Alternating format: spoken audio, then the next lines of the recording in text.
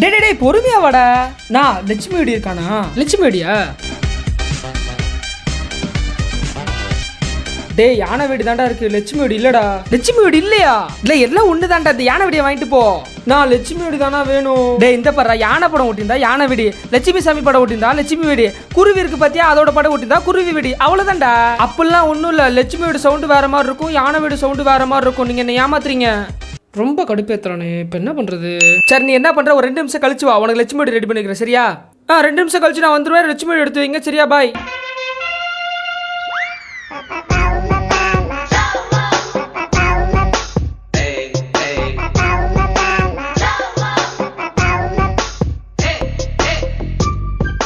நான் லட்சுமி வீடு இருக்கானா இப்போ?